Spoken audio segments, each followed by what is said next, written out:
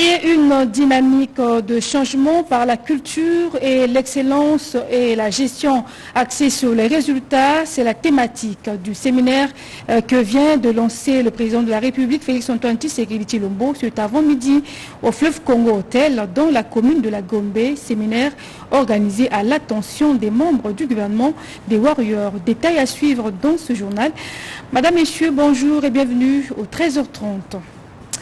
Nous le disons à l'instant, ouverture aujourd'hui du séminaire du gouvernement au Fleuve Congo Hotel. Travaux ouverts par le président de la République, Félix-Antoine Tshisekedi Tshilombo, a demandé aux membres du gouvernement à ne pas céder aux caprices et des autorités morales de leur parti politique. On écoute l'extrait du président de la République. Du moment où vous avez pleinement conscience de votre participation au gouvernement de l'Union sacrée, il est donc attendu de chacun de vous d'éviter des prises de position partisanes qui viendraient nuire à l'idéal du peuple d'abord. En effet, il n'y a pas de place pour satisfaire les caprices de quelques autorités morales que ce soit, ni pour vous conformer à la logique de vos partis. Un seul leitmotiv doit vous animer, celui de faire tout ce qui est possible pour améliorer les conditions sociales de nos populations. Comme de véritables guerriers, vous êtes tenus d'obtenir des résultats concrets.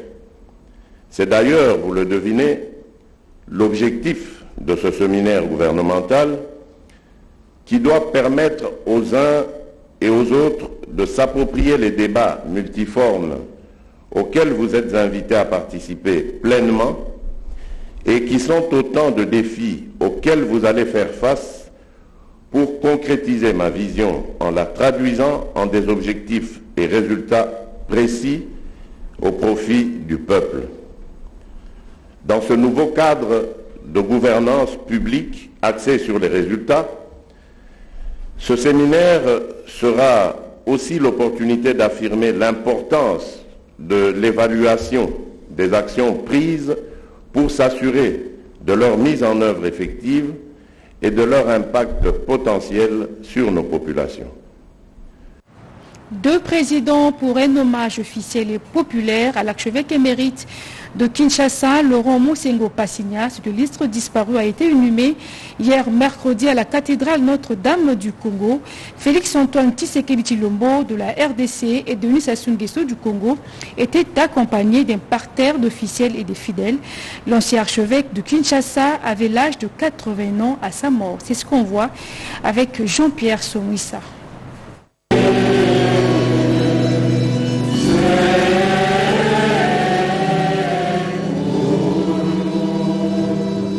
Troisième journée et la fin des obsèques du cardinal Laurent Mosengo Passigna ce mercredi 21 juillet 2021. À la cathédrale Notre-Dame du Congo, l'ambiance était morose en cette journée de l'inhumation de ces hauts dignitaires de l'église catholique décédés le 11 juillet 2021 à Versailles, en France. Dans la cour comme à l'intérieur de l'église, des fidèles chrétiens catholiques, des hommes d'État, des membres de la famille biologique se sont réunis pour rendre une action de grâce et implorer l'Éternel pour le repos de l'âme de l'illustre disparu. Après la cérémonie d'hommage au Palais du Peuple, le président de la République Félix-Antoine Tshisekedi Tshilombo et son homologue de la République du Congo Denis Sassou Nguesso sont venus assister au dernier moment des obsèques de l'ancien archevêque de Kisangani et de Kinshasa au cours de la messe des suffrages célébrée par le cardinal Philippe Ouedraogo, archevêque de Ouagadougou au Burkina Faso, en présence du cardinal Fridolin Ambongo, des cardinaux archevêques de la République centrafricaine, du Rwanda, du Nigeria et du Tchad, ainsi que plusieurs évêques venus notamment de la République du Congo.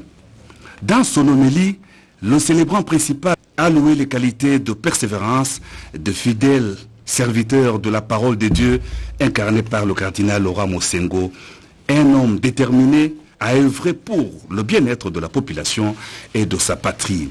Docteur en écriture sainte et professeur de théologie, Monseigneur Laurent Mosengo a été créé cardinal le 20 novembre 2010 par le pape Benoît XVI. Homme de paix, Laurent Mosengo Passigna a joué un rôle déterminant à la conférence nationale souveraine dont il a été élu président avant d'assumer les charges de président du Haut Conseil de la République, Parlement de la transition post-négociation de la CNS.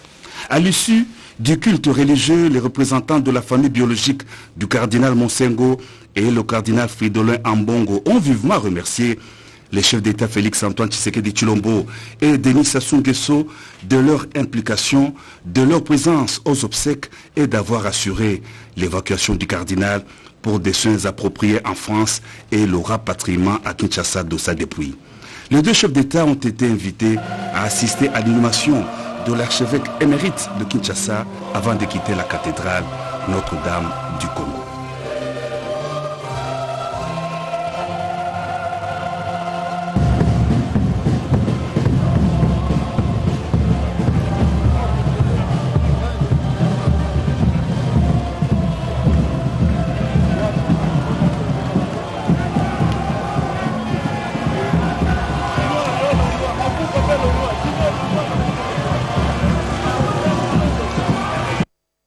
Voici ce que l'on pouvait retenir des activités du chef du gouvernement. Jean-Michel Sama Lukonde a été informé de la collecte faite par les autorités du Lualaba qui ont répondu favorablement à l'appel au soutien de la population de Goma. C'était lors de l'audience qu'il a accordée à la gouverneure Aïe de cette province, Fifi Masuka. Pati Tondouango Marcel Moubenga.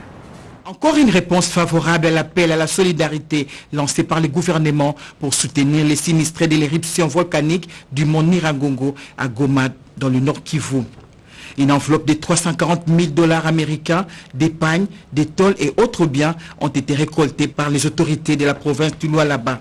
Reçu en audience par le Premier ministre Jean-Michel Sama Lukonde Kyenge, la gouverneure AI de cette province est venue informer les chefs du gouvernement de cette collecte et recevoir ses instructions quant à son utilisation. Nous avons pu collecter plus de 340 000 $, plus de 10 000 pagnes, plus de tonnes de médicaments, et ce sont des gens de bonne volonté, des sociétés sur place, ainsi que la population de la province de Lualaba qui a voulu venir en aide à la population de la province sœur de Nord Kivu.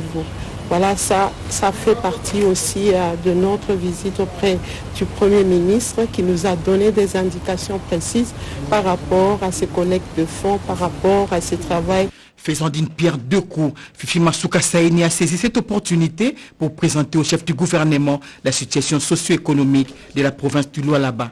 Aussi, nous lui avons donné aussi la situation économique de la province, ainsi que la situation sécuritaire, et il nous a donné des encouragements et des indications pour améliorer tant soit peu la situation de nos territoires aussi. Il nous a demandé de ne pas rester seulement dans la ville de Kolwezi, mais le Lualaba, c'est aussi les territoires, et nous allons suivre ces instructions. Geste apprécié par le chef de l'exécutif national, Jean-Michel Sama Lukonde Kyenge.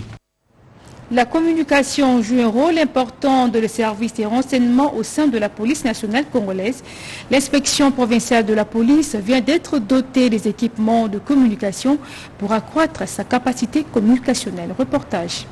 Après son arrivée en vacances parlementaires à Kamina, chef-lieu de la province du Olomami, l'honorable sénateur Monseigneur évêque Kapian Tumbo-Gistan, représentant légal de la 67e communauté de l'église de la Pentecôte et président provincial de l'église du Christ au Congo dans le Grand Katanga, est allé ce mercredi 21 juillet 2021 présenter les civilités à l'autorité de la première institution en province, l'honorable Yumba Kalenga Mushimbi Isabelle, présidente de l'Assemblée provinciale du Olomami, à qui il a remis symboliquement les appareils de communication des marques Motorola. Question de faciliter la communication au bureau de cet organe délibérant. Au gouvernorat des provinces, lors de sa présentation de civilité au gouverneur ad intérim du Olomami, Anani Kabamboa Batame, l'honorable sénateur Kapian Tumba a posé les mêmes gestes en remettant les Motorola en vue de faciliter la communication, cabinet de l'autorité provinciale. L'Éternel pour qu'il puisse vous aider à en avoir encore davantage à chaque arrivée. Ça fait bientôt 2-3 ans depuis que vous êtes sénateur à Kinshasa. Vous vous manifestez toujours par des gestes. Aujourd'hui, vous pouviez dire que la province a des recettes qu'elle réalise et elle va s'acheter, mais vous venez nous donner une leçon. La troisième institution bénéficiaire de ces moyens de communication est le commissariat provincial de la police nationale congolaise, Olomami, où il a remis aussi au général Mbaïnox ses kits. Signalons que c'est pour la 1e fois qu'une telle action est posée par le sénateur Kapian Toumba au bénéfice de la population du Olomami. Le haut plateau de Fizi, Mwenga et Douvra en proie à l'insécurité causée par des groupes armés qui sèment la terreur et la désolation. Le gouverneur de la province du Sud Kivu, Théo Ngwabidje, a rencontré le ministre de la Défense nationale, ancien combattant Gilbert Kakonde. Les précisions de Jeune Dibou. La situation sécuritaire qui sévit dans la province du Sud Kivu n'a pas laissé indifférent le gouverneur de la province du Sud Kivu, Théo Ngwabidje, qui a été reçu par le ministre de la Défense nationale et ancien combattant, le docteur Gilbert Kabanda Kourenga, dans son cabinet de travail dans la commune de la Gombe. La province du Sud Kivu, comme les provinces du Nord Kivu et de l'Ituri, font face à l'activisme des groupes armés. Nous avons échangé avec le ministre pour voir les voies et moyens pour éradiquer effectivement l'activisme des groupes armés dans la province du Sud Kivu. Pour notre province, nous avons les territoires qui sont concernés, c'est les hauts plateaux de Fizi, d'Uvira et de Mwenga. Et nous avons passé tout cela en revue avec l'autorité et surtout insisté sur les nouveaux programmes de mobilisation des armements, relèvement communautaire et stabilisation, qui a été consacré par l'ordonnance de son Excellence, Monsieur le Président de la République, pour donner effectivement une réponse à ces problèmes de sécurité et de paix. Cette insécurité dans le haut plateau des Fizi doit trouver une solution rapide pour permettre à la population de vaquer librement à ses occupations, a martelé le ministre de la Défense nationale qui tient à matérialiser la vision du chef de l'État, Félix Antoine Tshisekedi Tshilombo, qui est celle de la paix dans toute l'étendue du territoire national. Anciens combattants, veuves, orphelins des anciens combattants, dotés d'un moulin industriel au bénéfice d'une minoterie. Ce don est de la vice-ministre de la Défense qui a offert aussi à ses compatriotes un lot de pagne. Le dernier ancien combattant, 40-45 en vie, 99 ans révolu, a été aussi honoré par la visite de la vice-ministre de la Défense nationale. C'est ce que nous confirment Jean Dibou et Thierry Nzali. La prise en charge des anciens combattants reste insuffisante et pose encore problème en RDC. Voilà pourquoi la vice-ministre de la Défense nationale, Séraphine Kilubu-Kutuna, est allée à la rencontre des anciens combattants à Gambela, dans la commune de Kassavobo. Sur place, la vice-ministre de la Défense nationale a expliqué aux anciens combattants, aux veuves et orphelins des militaires, la vision du chef de l'État, Félix Antoine Tshisekedi, celle de reconnaître la bravoure de ceux qui ont donné le meilleur d'eux-mêmes au sein de l'armée. Elle n'est pas venue main réduite. Dans sa gibecière, un moulin industriel pouvant permettre à ces derniers de ne jamais manquer la farine de maïs moulue dans le cadre de l'autosuffisance alimentaire, grâce à un lot important des sacs de maïs qui leur seront dotés chaque mois. Le but est de créer une minoterie qui appartiendra aux anciens combattants. Un autre projet devant se matérialiser, c'est la construction d'un cimetière des anciens combattants avec un service funéraire complet. La vice-ministre de la Défense a remis des pagnes aux veuves militaires qui n'ont pas caché leur satisfaction. Ce vétéran de la guerre, Albert Kouniou-Kungoma, âgé aujourd'hui de 99 ans, est le seul survivant enrôlé dans l'armée coloniale belge ayant combattu pendant la Seconde Guerre mondiale vers les années 40-45, a été honoré en sa qualité de patriarche de toute l'armée congolaise. Venons-en aux dons américains. Le gouvernement américain vient de décaisser une somme d'1,6 milliard pour accompagner le gouvernement congolais à réaliser ses projets de développement. La signature de son contrat de dons a eu lieu au ministère des Affaires étrangères, nous rapporte Doris Mozo.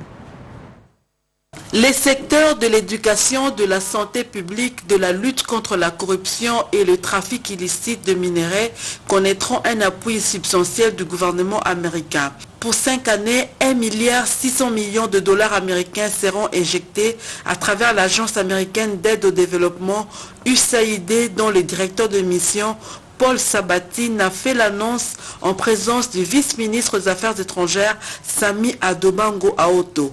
Aujourd'hui, en signant une nouvelle stratégie de coopération au développement quinquennal, nous renouvelons notre engagement à aider les citoyens congolais, non seulement à survivre aux crises, mais aussi à prospérer. En l'absence du vice-premier ministre au ministre des Affaires étrangères, Christophe Lutundula, Sami Adobango Aoto, vice-ministre, a salué cette marque d'amitié du peuple américain en faveur du peuple de la République démocratique du Congo.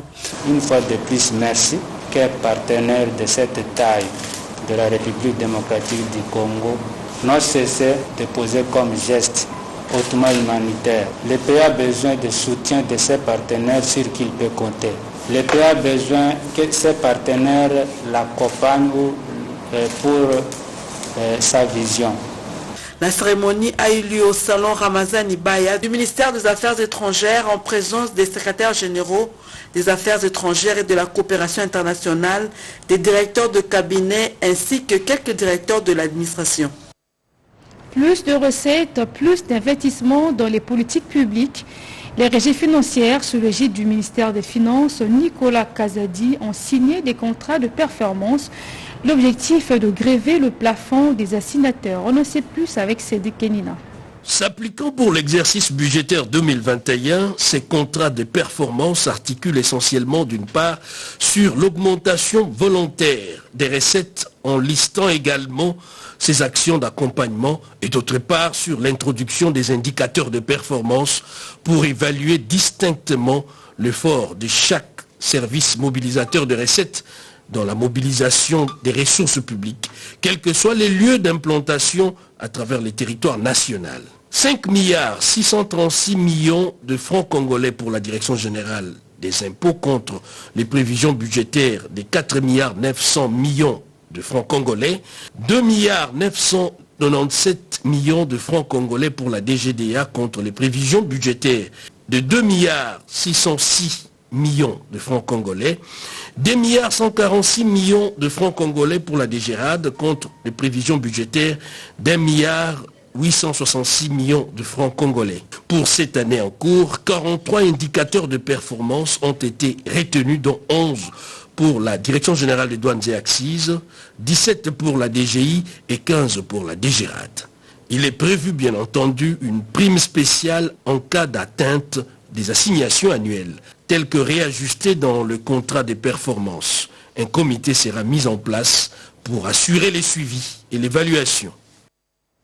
Des résultats de l'enquête performance pour l'action sur le planning familial sont désormais disponibles. Ils ont été présentés au ministre de la Santé au cours d'une cérémonie en présence des acteurs du secteur. Edith Chala.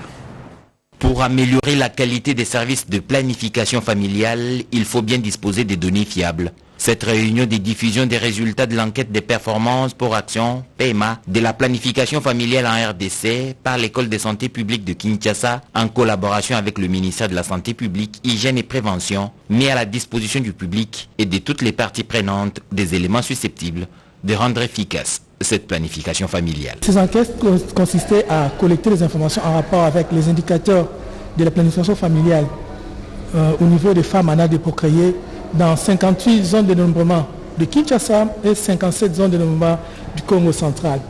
Et comme résultat clé, nous pouvons dire qu'à Kinshasa, nous assistons à une augmentation constante de la prévalence contraceptive.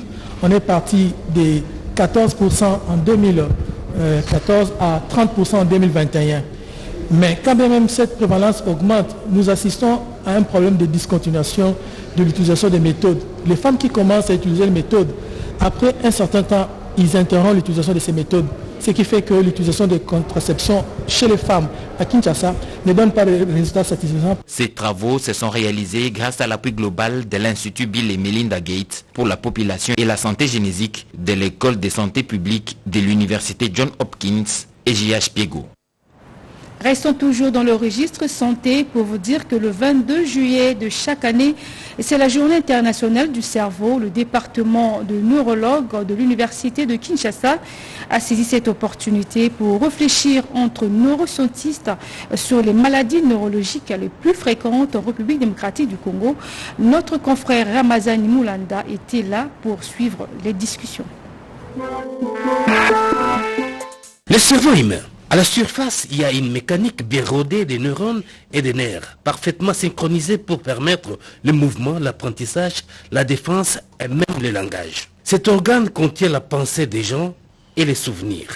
Les neuroscientistes disent que le cerveau, c'est le centre même de l'esprit. Vous ne pouvez pas faire du travail lorsque vous ne stimulez pas, lorsque vous ne rappelez pas l'organe principal qui est le cerveau à pouvoir fonctionner normalement. Et quand on amène les gens au travail, ça signifie qu'on doit utiliser les ressources que nous avons. Et vous savez que l'Afrique, c'est le berceau. Toutes les grandes ressources sont en Afrique. Mais pourquoi l'Afrique ne se développe pas? Le 22 juillet de chaque année, la communauté internationale célèbre une journée consacrée au cerveau. En RDC, le thème retenu pour cette année, c'est donc Stop aux AVC, qui est une maladie très fréquente dans notre pays. Il n'y a pas eu de célébration formelle au Congo, mais le département de neurologie de l'Université de Kinshasa a organisé une discussion entre acteurs de santé mentale au Congo et le tout s'est passé au CNPP. Et puis les intervenants ont échangé autour de la problématique sur les rapports entre le changement de mentalité et la bonne santé cérébrale, qui sont des concepts liés et qui doivent être mis ensemble. La quinzaine de la paix pour tous a été honorée ce mercredi par la présence de Sa Majesté Sheba Debra Amelia, qui est élevée au rang de la servante de l'humanité et messagère internationale de la paix pour tous. Elle était aussi porteuse d'un message de paix destiné à toute l'Afrique et au peuple congolais particulièrement. Paulette Lomba nous donne les détails. Après les honneurs de la fanfare militaire, Sa Majesté la Reine Mère d'Afrique, Sheba Debra Amelia, a été élevée au rang de servante de l'humanité et messagère internationale de la paix pour tous. Le Conseil universel pour la paix des nations et continents CULPAC s'est référant aussi à ses multiples services rendus en Afrique, aux Caraïbes et au monde. Sa Majesté la Reine Mère était porteuse d'un message de paix, de justice, du respect des droits humains, des disciplines et d'intégrité. Un message du reste bénéfique pour le développement de la République démocratique du Congo. D'après le directeur général de CULPAC, Daniel Santubiko, la présence de la Reine Mère à Kinshasa dans le sanctuaire de la paix est une lumière de la paix et une lumière non seulement sur la mission de paix et d'amour, mais aussi sur la campagne de sensibilisation sur les droits humains et la démocratie amorcée par le CULPAC. C'est là pour appuyer les efforts du chef de l'État, Félix-Antoine Tshisekedi Tshilombo, dans sa vision sur l'état de droit, la gratuité de l'enseignement et la justice opposable à tous, à la bonne cause de la prospérité et de ce grand Congo.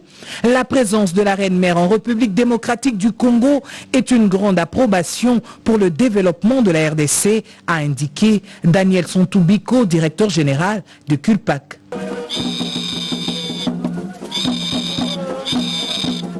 Des nouvelles règles de conformité dans les églises indépendantes du Congo pour le développement de l'Afrique.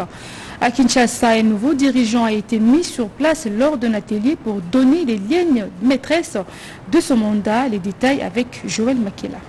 L'Union des églises indépendantes du Congo est dirigée désormais par une nouvelle équipe qui a à sa tête Monseigneur Léonard Mateboué Lambalamba. Cette nouvelle équipe a tenu une conférence de presse pour clarifier la situation qui prévaut au sein de l'Union. Elle dénonce le comportement de l'ancien président Monseigneur Nzinga Maluka qui a régné pendant 26 ans sans partage. Au cours de cette conférence de presse, la nouvelle équipe dirigeante a présenté les nouveaux statuts révisés, notariés et légalisés. Elle exige que l'ancien président n'engage plus l'Union des églises indépendantes du Congo en attendant la notification qui sera faite par la ministre de la Justice.